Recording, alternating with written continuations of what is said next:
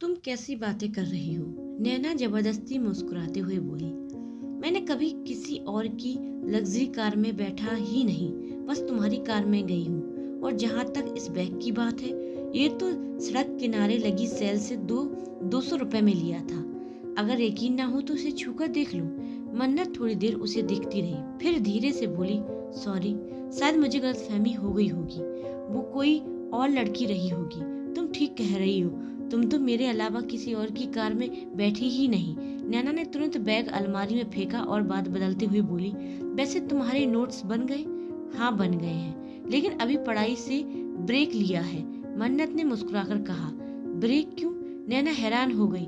क्योंकि मैंने तय कर लिया है, मैं थोड़े दिन के लिए ट्रिप पर जाऊंगी, मन्नत ने जवाब दिया। सच में? तू तो ट्रिप के नाम पर मना कर रही थी, अब खुद ही जा रही है? नैना खुशी से चहकी। हाँ, लेकिन शिकागो नहीं, साउथ कोरिया। मैंने मम्मी से कह दिया है कि टिकट वहीं की बनवाएं, साउथ कोरिया की। नैना का चेहरा उतर गया। हाँ, मुझे वहाँ की ठंड हवा, चेरी ब्लेसेस और बर्फबारी देखनी है, जैसे कोरियन ड्रामा में होती है। नैना ने मुंह बनाया। तू तो ड्रामा की दुनिया में जीती है। खैर, अब जब जा ही रही है तो चलो पैकिंग करते हैं। प्राइवेट जेट तो रेडी है ना? Private jet?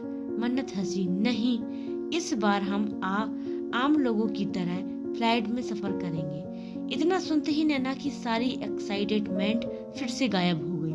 लेकिन क्या वाकई में मन्नत को सिर्फ घूमने जाना है या इस ट्रिप के पीछे कोई और राज है? नैना चौंकते हुए बोली, ये तुम क्या कह रही हो? क्या हमें सच में नॉर्मल लोगों की तरह फ्लाइट में जाना है? तुम्हें कब समझ में आएगा कि तुम कौन हो? तुमने तो मेरा पूरा मूड ही बिगाड़ दिया। वो गुस्से में आकर बेड पर बैठ गई। मन्नत ने शांत लहजे में कहा, तुम ऐसा बिहेव क्यों कर रही हो? नैना, मेरा सच में प्राइवेट जेट से जाने का कोई मूड नहीं था। मैं बस एक आम ट्रैवल एक्सपीरियंस लेना चाहती थी। प्लीज मेरी बात समझने की कोशिश करो। नैना ने गहरी सांस ली और कहा, ठीक है, मैं तुम्हारी बात मान लेती हूँ, लेकिन एक बात याद रखना, वहां जाकर तुम किसी गरीब की तरह बर्ताव नहीं करोगी। तुम जैसी हो वैसी ही रहोगी। ओके? मन्नत हंसते हुए बोली, ओके मेरी माँ, जैसा तू कहे। दोनों हंसी मजाक में बातें खत्म करके सो गए। अगली सुबह मन्नत और नैना तैयार होकर सूर्यवंशम पैलेस के लिए रवाना हो गए। वहां सूर्यवंशम पैलेस से सारी तैयारी कर चुकी थी। शाम होते ही सिया ने दोनों को पासपोर्ट और टिकट पकड़ाए और वो दोनों साउथ कोरिया की निकल पड़ी। उधर मन्नत और नैना के जाने के बाद सिया ने खुद से बुदबुदाया, अब ये दोनों तो चली गई, अब बस प्रिंस को भेजना बाकी है। मुझे डर है, अगर वहां जाकर मन्नत और प्रिंस आमने सामने आ गए तो क्या होगा? ये सोच कर टेंशन हो रही थी। सिया ने तुरंत मोहित को कॉल किया। मोहित उस समय कार चला रहा था। कॉल उठाते ही बोला, आंटी, आप फिक्र मत कीजिए, मैंने प्रिंस को मना लिया है। वो साउथ कोरिया जाने के लिए तैयार है, लेकिन मैंने उसे ये नहीं बताया कि मन्नत भी वहीं जा रही है। सिया ने राहत की सांस लेते हुए कहा, थैंक यू बेटा, ये तुमने बहुत अच्छा काम किया। लेकिन एक बात है, मन्नत भी उसी होटल में ठहरने वाली है जहां हमने सारी बुकिंग की है।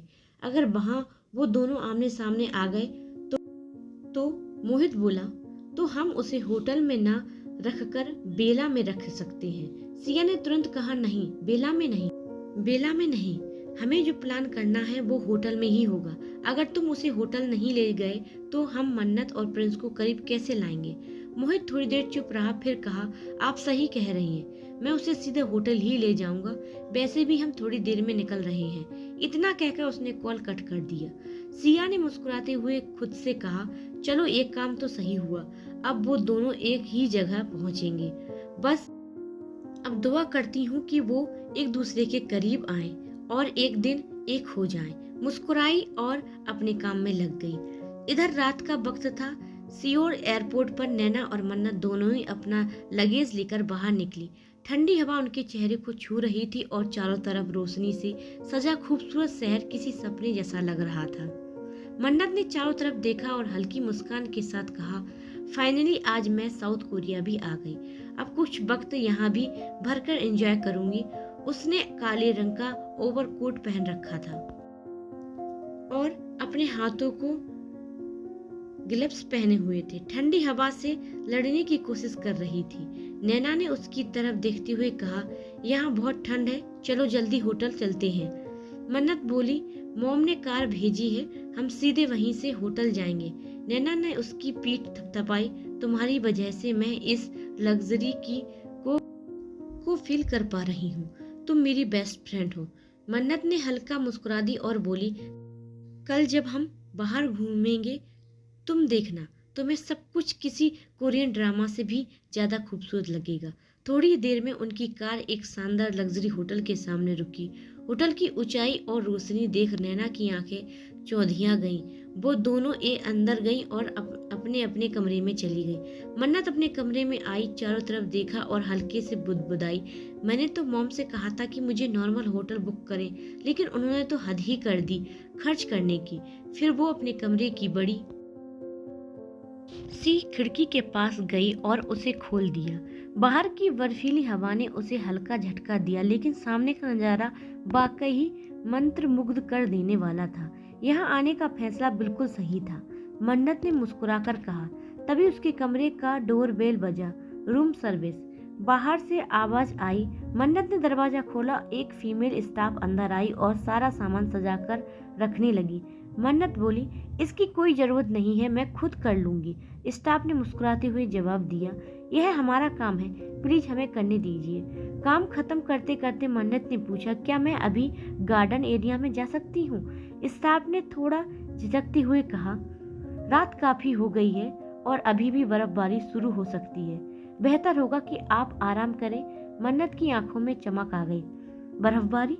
मैं तो बस उसी के लिए यहाँ आई हूँ, प्लीज मुझे जाने दीजिए। स्टाफ ने कुछ सोचकर कहा, जैसा आप चाहें। मन्नत ने अपना ओवरसाइज कोट पहना, पैरों में लॉन्ग बूट्स डाले और हाथों में ग्लव्स पहनकर बाहर निकल गई। गार्डन एरिया में फूलों की खूबसूरत कतार थी और चारों तरफ हल्का म्यूजिक बज रहा था। ठंडी हवा और हल्की चांदनी ने माहौल और भी हसीन बना दिया था। मन्नत फूलों के करीब जाकर बोली, हालांकि रात को पौधों के पास नहीं जाना चाहिए, लेकिन ये फूल इतने खूबसूरत हैं कि खुद को रोक नहीं पा रही। तभी आसमान से बर्फ की सफेद चादर गिरनी शुरू हो गई। फाइनली जो देखने के लिए आई थी वो शुरू हो ही गया। मन्नत ने दोनों हाथ फैलाकर कहा। वो आंखें बंद करके बर्फबारी में घूमने लगी, जैसे किसी फिल्म सीन का हिस्सा चल रहा हो कोई। तभी अचानक उसका पैर फिसला और वो गिरने ही वाली थी कि एक मजबूत हाथों ने उसे थाम लिया।